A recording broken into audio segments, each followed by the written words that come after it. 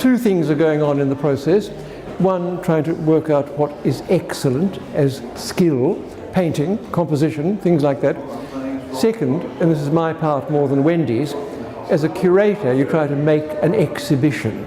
You don't want all 30 finalists to look the same.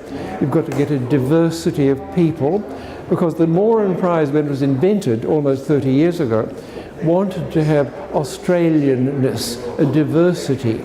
And the Moran family pays real money to have paintings transported from all over Australia to Sydney to be judged.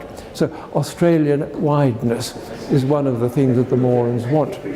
So I looked for that, and I looked for diversity, and Wendy looked for excellence of skill and paintcraft. And this particular painting, I knew who the subject was, I was familiar with the painter's past work. I didn't know until today, he told me that he was a twin, and he knew that I was a twin, and that fitted in perfectly with a feeling I had about the painting. It was a good portrait because there was something of somebody else in it. The subject was there, as the artist as well as the subject are both in the same painting. So a consciousness of double identity, it was one of the things I sensed in it. Maclean Edwards and Tim Storier, they're both in this painting of Tim Storier. The trends that are still going strong that I don't approve of much are giant size. There are a couple of big paintings in this exhibition, but they're there not only because they're good, but because they're an example of that kind of painting.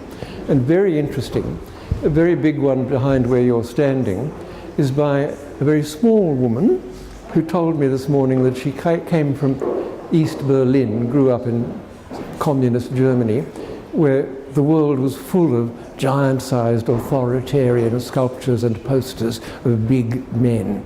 So that probably explains why we admired this painting of a big man more than we usually would have. For this particular premises, a one-time domestic house, nearly 200 years old, Juniper Hall, paintings that are the right size for a domestic house had to be selected for the final exhibition.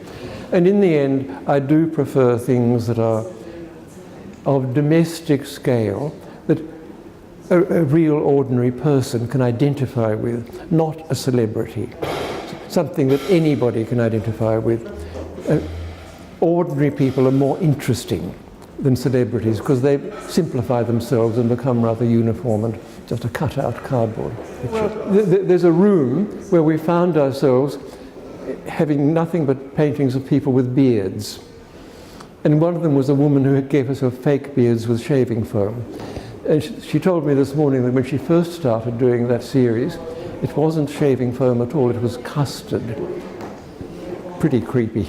I have great faith in the future of Australian portraiture because of the Doug Moran National Portrait Prize, because it goes for ordinary people, and because the premises of Juniper Hall have begun to create this necessity of human scale.